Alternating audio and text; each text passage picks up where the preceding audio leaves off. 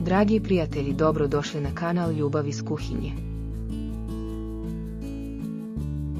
Danas pripremam jednu jako jednostavnu tortu, pa ostanite sa mnom do samoga kraja.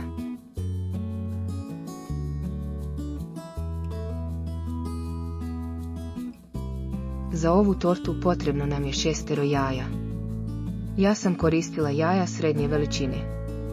Žumance je potrebno odvojiti od bjelanca. Za pripremu čokoladnog fila potrebna je termička obrada jaja na pari. Pjenjačom mutite sve dok smjesa ne postane svijetlo žute boje. Žumancima dodajte 200 g otopljene crne čokolade i mikserom sjedinite smjesu.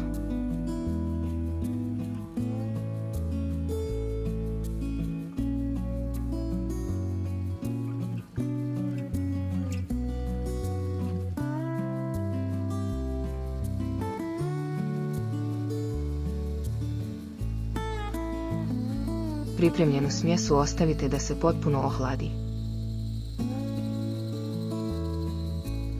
Za pripremu biskvita od kokosa bit će vam potrebna bjelancad.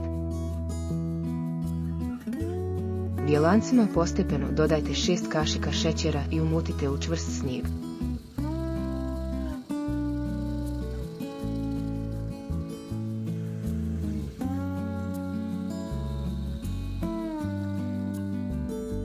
Dodajte 100 g kokos mrvica i sjedinite bez upotrebe miksera.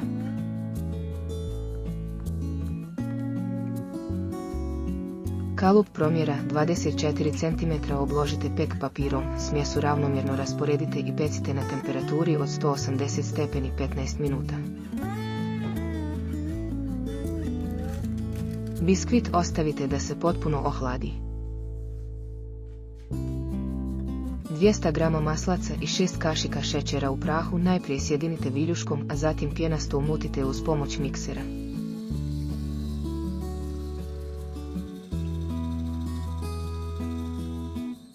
Dodajte ohlađenu čokoladu i sjedinite smjesu.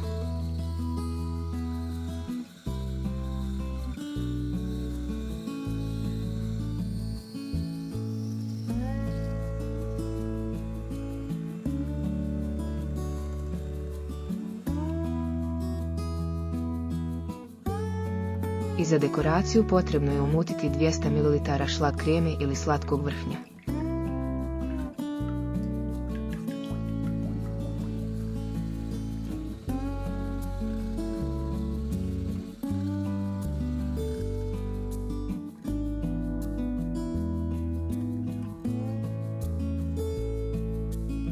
Na biskvit ravnomjerno rasporedite čokoladni fil, zatim umućeni šlag. Preporučujem da tortu ohladite u hladnjaku najmanje 6 sati ili preko noći.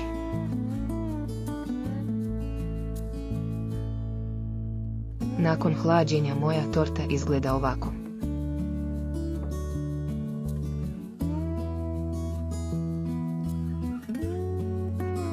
Za dekoraciju sam koristila Rafaelo kuglice i malo kokosa.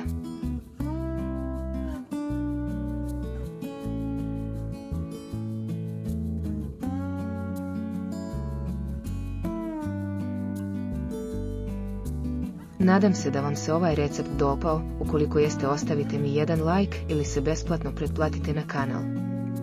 Do sljedećeg videa, lijep pozdrav!